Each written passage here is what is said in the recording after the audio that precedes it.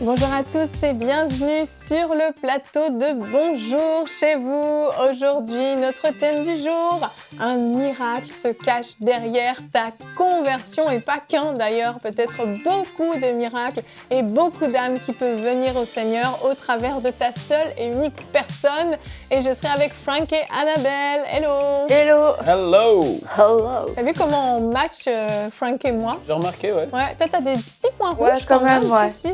Parce que je suis un peu plus discrète que vous, C'est en ça. général. C'est vrai, Dans avec la ta petite voix toute douce. Pas certain. Tu veux te balancer des dossiers, Frank, pour commencer cette émission? Pas forcément discrète, Annabelle. Ben, on en reparlera une autre fois. L'oreille, des fois, des trucs. Ah ouais, c'est vrai que quand on met des boucles d'oreilles, on n'est pas C'est pas du tout ça. Toute la notion de la discrétion est remise en question aujourd'hui sur ce plateau, mais nous ne parlons pas de ça Je me sens aujourd'hui. totalement exubérante maintenant. Moi aussi, j'ai mis des boucles d'oreilles, Frank. Voilà. Bref, passons à autre chose, à un thème bien plus important De l'autre bord. et bien plus intéressant. Aujourd'hui, on aura un très beau C'est mon histoire, comme je l'ai dit hier dans ma conclusion, le meilleur de tous les C'est mon histoire, puisque j'ai reçu nul autre que mon cher et tendre mari, Michael Lebeau, qui a raconté pour la première fois vraiment de manière détaillée et publique sa conversion. Donc vous connaissez sûrement des petites bribes. Il l'a peut-être déjà fait lors de prédications, mais là c'est vraiment un condensé de toute l'histoire de comment il est venu au Seigneur. Donc un beau C'est mon histoire en deuxième partie d'émission. Et en attendant, nous, on va pouvoir, avant qu'il y ait la cerise sur le gâteau, il y a vous La et à partie moi. qu'on attend, on va perdre du temps un peu avec vous sur C'est le ça, plateau. c'est ça. Tu sais, pour La attirer- première partie. c'est pour chauffer le public en fait et attirer le suspense. Bon bah nous on va faire ça. Ok, Tu sais. bring Bon courage, Evelyne, hein, pour nous supporter jusqu'à la partie intéressante de l'émission. Non mais ça va être bien vous aussi, ça va être bien. Et elle a dit, je tiens à le dire dans les émissions de cette semaine, que Homer était son favori. Encore? Et que moi, j'étais le 5e, vraiment dans le bas de la liste. Je tiens à le redire. Et toi, Annabelle, t'étais la 9e favorite. Ça veut dire qu'il y en a encore d'autres, mais on les connaît même pas, mais je suis après eux. J'ai mis la technique dedans en fait. Bon, commençons cette émission. Exactement, c'est ce que j'allais dire. Commençons, on se recentre. Veuillez Ouais. nous excuser, c'est la fin de la semaine, on est fatigués. Donc, je vous rappelle notre thème, puis je nous le rappelle à nous. Un miracle se cache derrière ta conversion et on commence tout de suite avec la pensée du jour.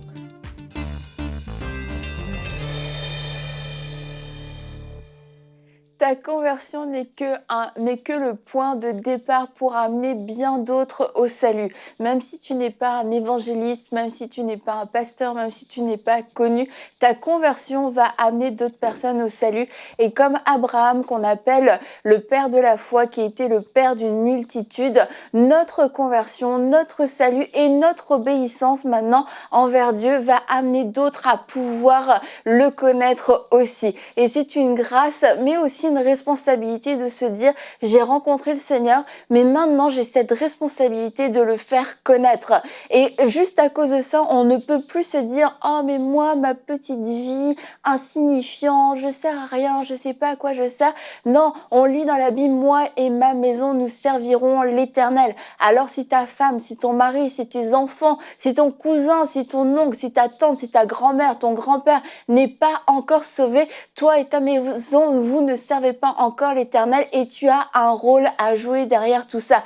Et après, de génération en génération, on se souviendra, si une généalogie est écrite avec ton nom, on se souviendra que tout a commencé avec toi. Et quand on regarde la généalogie de Jésus, on voit fils de David, fils d'Abraham. Entre Abraham et Jésus, il s'est passé, je crois, 42 générations. Et si Abraham n'avait pas obéi, si Abraham n'avait pas cru qu'il pouvait être le père d'une multitude, alors qu'il ne pouvait pas avoir d'enfants, alors qu'il était déjà vieux, être père d'une multitude, être père de la foi, être celui qui était à l'origine dans la généalogie, fils d'Abraham. C'est écrit ça dans la généalogie de Jésus. Et il peut être écrit, toi aussi, dans ta généalogie, fils de, avec ton nom, il y aura tes fils, tes filles, tes petits-fils, tes arrière petits-fils qui eux-mêmes amèneront d'autres personnes au salut. Alors aujourd'hui, arrête de dire, Je ne sais pas à quoi sert ma vie. Ta vie sert à faire connaître Jésus-Christ et premièrement dans ta famille. Et je veux le redire sur ta vie, toi et ta maison,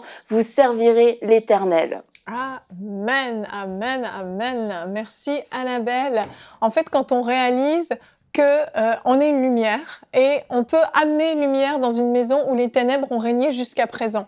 Lorsqu'on vient au Seigneur, tout à coup, on est comme une bougie qui s'allume. Et dans la maison dans laquelle on a peut-être grandi, et la maison même élargie, les réunions de famille qu'on a pu faire et tout, il n'y avait peut-être aucune bougie allumée, c'était les ténèbres qui régnaient.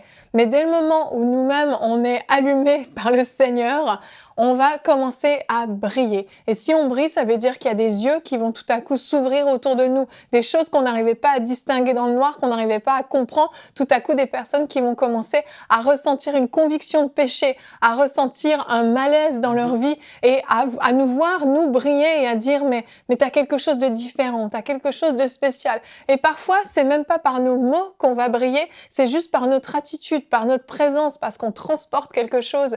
Je me souviens d'une dame chez qui j'allais travailler quand j'étais aide familiale en Suisse. J'allais la voir régulièrement, un après-midi par semaine pour travailler chez elle, pour prendre soin d'elle, faire son ménage, faire ses courses, etc. Et puis, elle m'a dit un jour...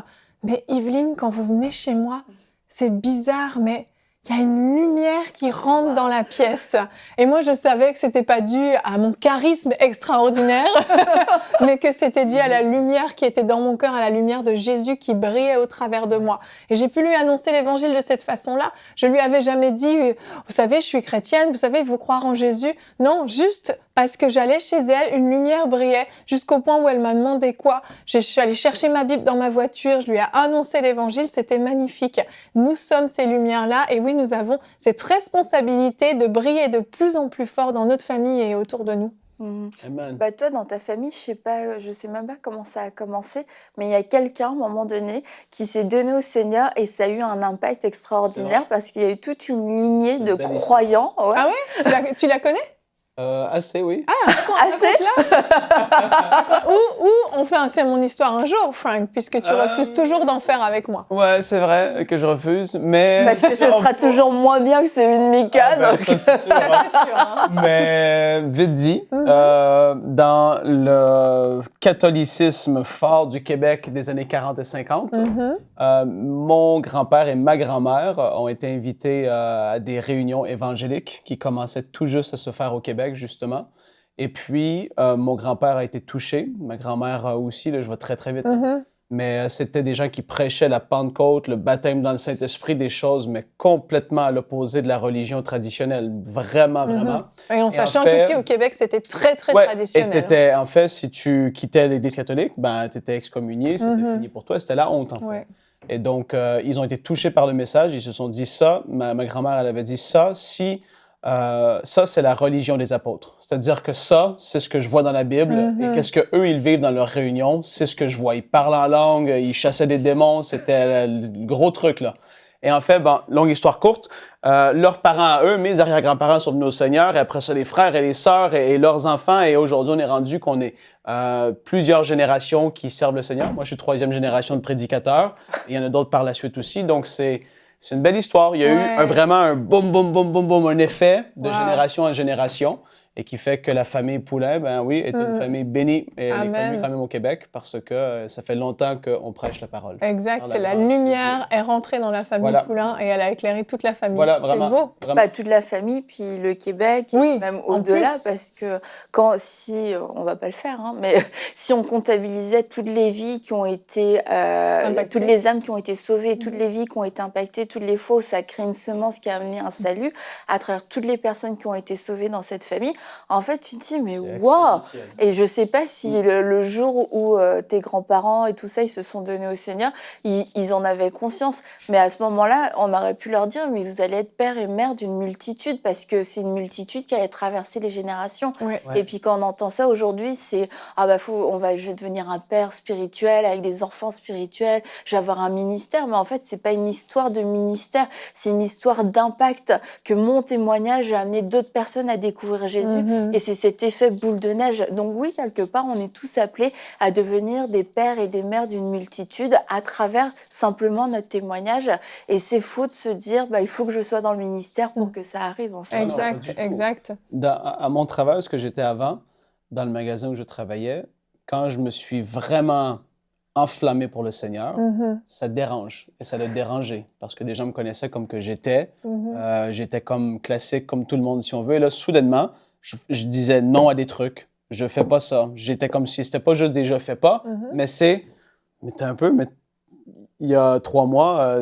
mais là, je fais plus ces choses. Et en fait, ça a apporté des questionnements. Et les gens ont remarqué, et c'était pas mauvais.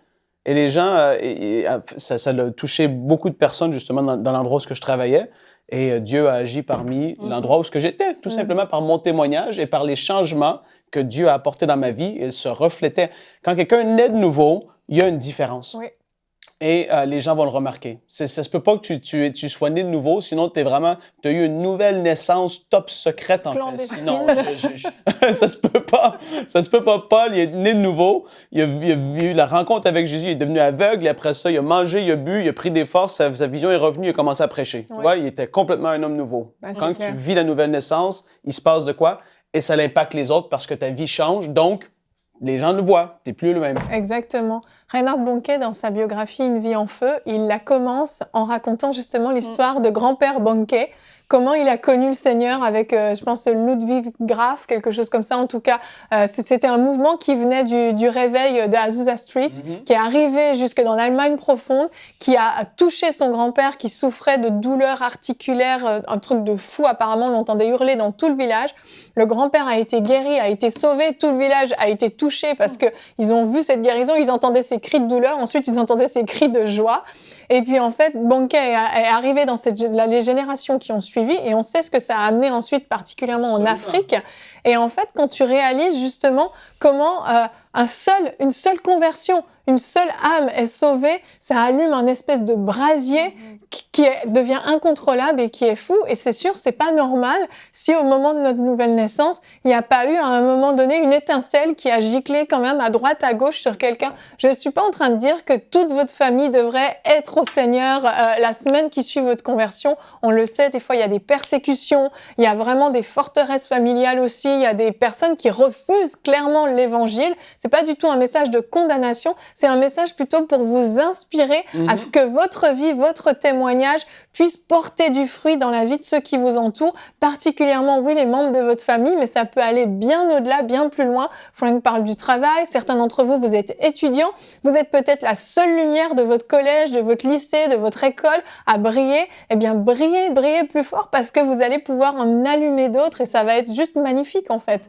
Et je présente juste le verset du jour, puis je te donne la parole ensuite. Marc 13, 10 nous dit qu'il faut d'abord que la bonne nouvelle soit proclamée à toutes les nations avant que la fin arrive, avant que ce soit terminé. La mission, le mandat qu'on a, je le rappelle, c'est ça. Il faut à toute la création. Ça veut dire que tout le monde doit avoir entendu la bonne nouvelle de l'Évangile à un moment ou à un autre avant que ça se termine. Et moi, je soupire après la fin.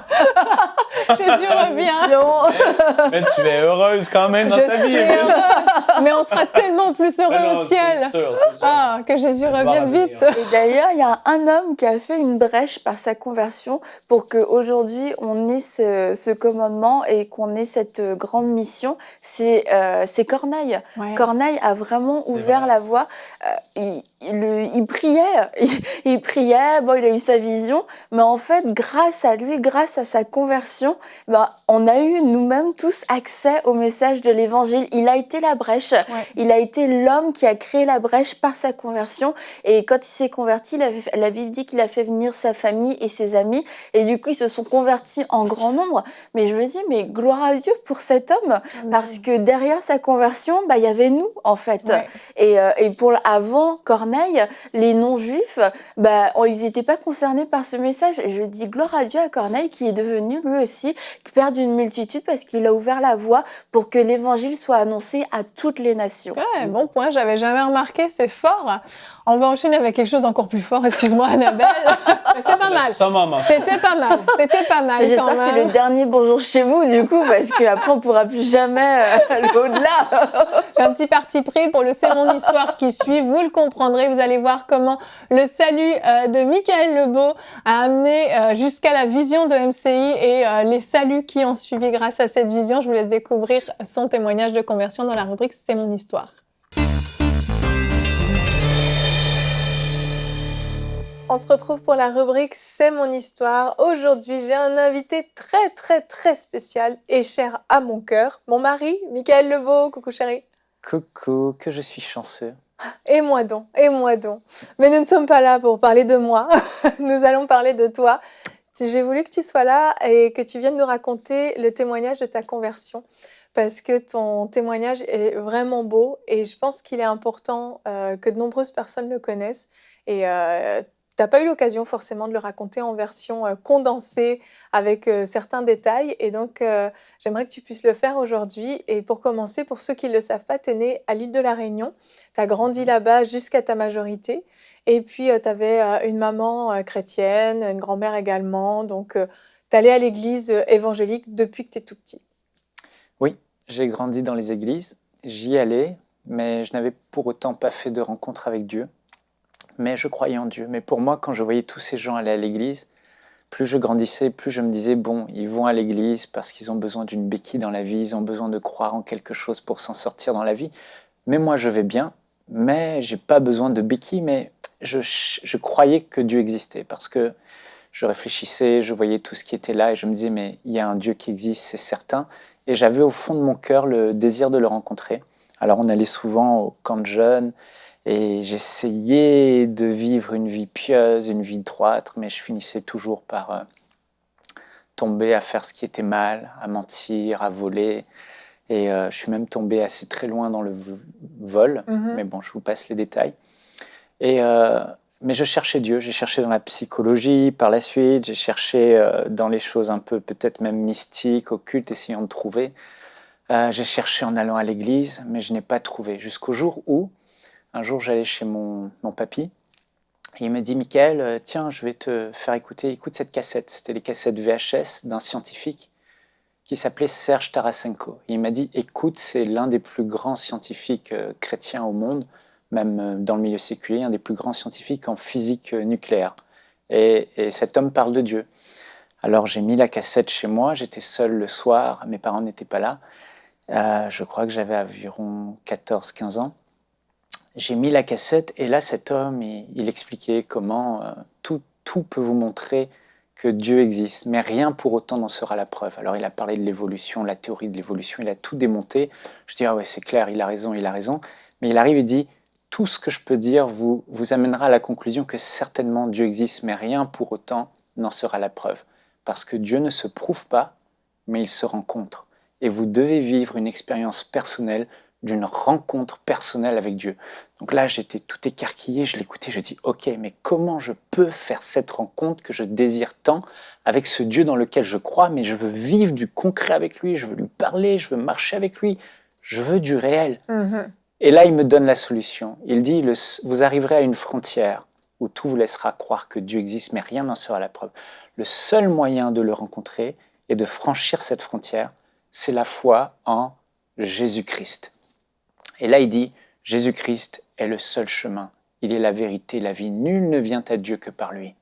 Et là, en gros, je comprends que Jésus-Christ est le chemin qui va me faire rencontrer Dieu. Donc, en gros, il dit, invoquez le nom du Seigneur Jésus, il va se révéler à vous. Donc là, tout content, j'ai enfin compris, après ces années à m'asseoir dans l'église, à écouter ces prédicateurs prêcher, j'ai enfin quelque chose de pratique. Donc, je vais dans la chambre, je prends un coussin et je hurle de toutes mes forces. « Jésus, si tu existes, révèle-toi à moi. Jésus, je veux te rencontrer. » Et là, j'ouvre les yeux, je regarde, est-ce qu'il y a une lumière, est-ce qu'il y a quelque chose? Et il n'y avait rien. Donc j'étais assez déçu. Mais plus tard, Dieu m'a révélé, le Seigneur Jésus m'a révélé que ce jour-là où j'ai crié à lui, il a fixé une date, un moment clé où il allait se révéler à moi. C'est là que plus tard, je pars en métropole, en France. Ouais. J'ai quitté l'île de la Réunion pour aller en Bretagne, en France, faire mes études en informatique. Et c'est là que je rejoins une église évangélique. Et je suis là, dans l'église, et je pense que c'est ça, la vie chrétienne. Mais au fond de moi, il y a un vide qui est là, il y a un manque qui est là. Et je sais que je n'ai pas vécu de rencontre particulière, mais j'adhère à, je crois, comme les autres croient, je suis là, je vais à l'église. C'était quoi ta motivation d'aller à l'église dimanche après dimanche? Bon, je ne vais pas rentrer dans les détails, mais il y avait une fille que je trouvais très jolie. C'était pas moi. Ouais, non, j'avouais qu'elle faisait partie d'une grande part de motivation. Et puis bon, j'y allais parce qu'il fallait aller à l'église. Il fallait aller à l'église, c'était une bonne chose. C'est ça, Bon. c'était juste culturel finalement. Mais ce qui est particulier, c'est que quand tu n'es pas sauvé, quand tu n'as pas rencontré Dieu, tu ne sais pas ce que c'est que être sauvé. Et quand tu es sauvé, tu te dis « Ah, mais c'est tellement fou, toutes ces années j'étais dans l'erreur, ou j'ai manqué ça. » Mais je ne savais pas en fait, donc je ne savais pas à quoi m'attendre. Je ne savais pas ce que ça pouvait être la vie chrétienne. Tu pensais que c'était ça en fait. Ouais, c'était ça. Et j'ai fait des prophéties même dans l'église, et je me suis même fait baptiser d'eau, et j'ai pris un bon bain, parce que franchement, j'ai rien compris à ce que j'ai fait. Exactement. Tout était dans la tête. Et puis un jour, on m'invite à une réunion des hommes d'affaires du plein évangile, où il y a un homme qui est passé à EMCI TV, déjà vous l'avez rencontré, c'est Moussa Touré. Et là, cet homme, dans cette petite réunion qui se faisait dans une salle d'une banque en Bretagne, et là, il prêche et il raconte comment il a rencontré Jésus, lui qui était ancien musulman. Jésus s'est révélé à lui en vision, Jésus lui a dit qu'il l'aimait, et il a vu Jésus-Christ crucifié à la croix pour lui. Et pendant qu'il parle, moi je suis au dernier banc, dernier rang, parce que bien que je sois dans ces milieux-là, je ne me sentais pas à l'aise. Il y avait comme un manque en moi, un vide en moi. Et là, pendant qu'il prêche, ce qui est fou, c'est que mes genoux commencent à s'entrechoquer, je commence à trembler.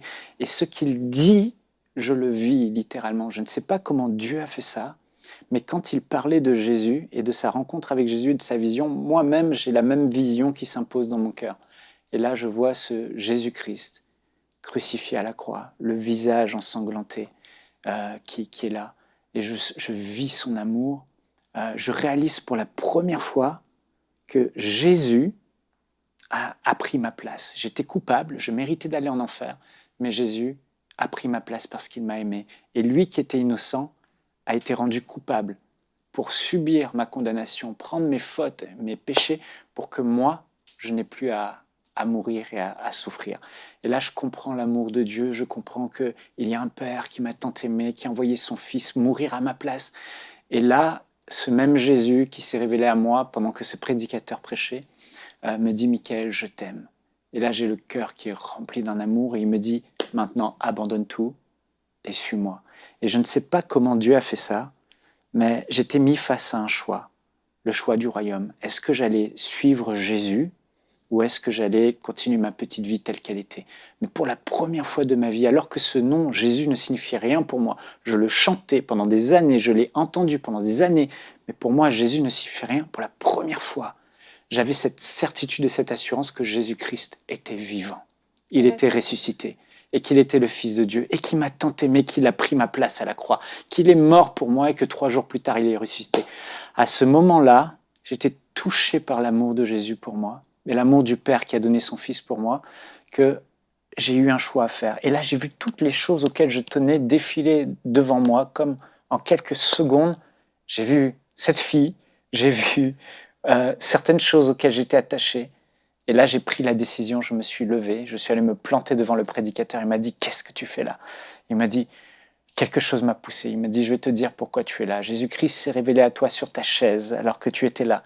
Et tu as décidé de le suivre et de lui donner ta vie. » Et il a prié pour moi pour que je sois baptisé du Saint-Esprit. Il a dit « Tu serviras Dieu et Dieu va t'amener loin et tu prêcheras l'évangile dans les nations. » Et c'est comme ça que je me suis converti ce jour-là. Ce jour-là, j'ai ouvert ma Bible, alors qu'avant je la lisais, elle ne signifiait rien pour moi.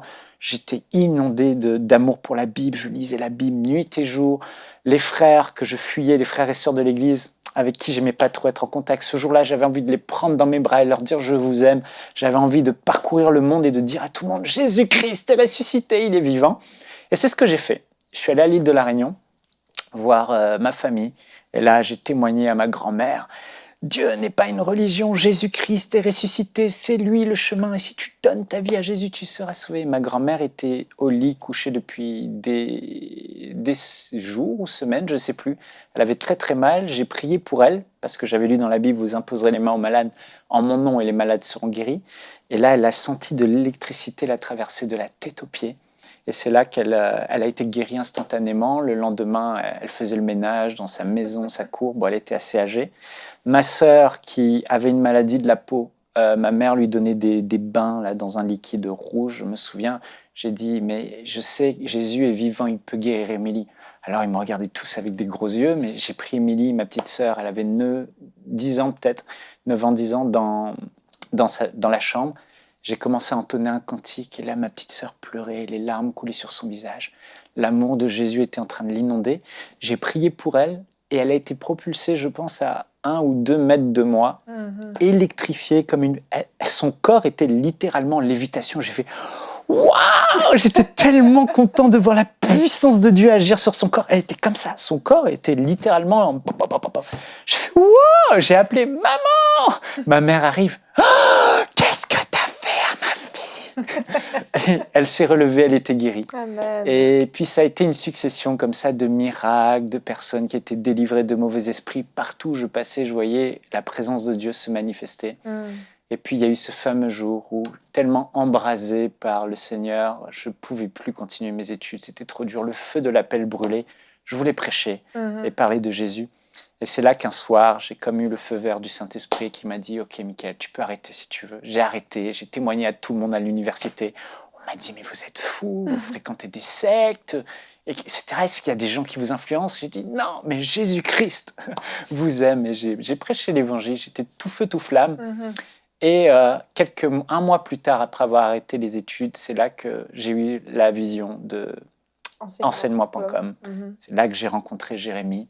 Et on a commencé comme ça l'œuvre de Dieu. Enseigne-moi.com est né, puis MCI TV, puis on en est là aujourd'hui. Exactement. Et en fait, c'est ça, c'est que ton histoire, elle commence avec toi, mais il y a toute une suite après. C'est que cette vision que Dieu t'a donnée, Dieu t'a sauvé, mais dans un but, avec un appel précis, celui d'apporter l'évangile partout. Tu es non seulement un prédicateur, mais tu es aussi un visionnaire, celui du site enseigne-moi.com, puis EMCI TV aujourd'hui.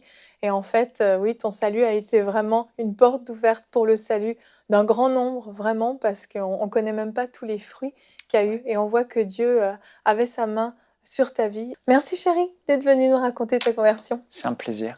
Merci à toi. Bon, vous êtes d'accord? C'était génial. Très fort, pour la deuxième fois cette semaine, je vais me lever et partir avant la fin de l'émission. Tu l'as fait la semaine dernière aussi. Il le fait tout le temps. Ah non, c'est merveilleux, c'est sûr, quel impact. Vraiment, un magnifique témoignage. Vraiment, on rend gloire à Dieu et on vous encourage à être ces lumières autour de vous, dans votre famille. Soyez tous bénis. Je vous souhaite un très, très, très bon week-end et on se retrouve la semaine prochaine avec de nouvelles émissions de Bonjour chez vous. Bye.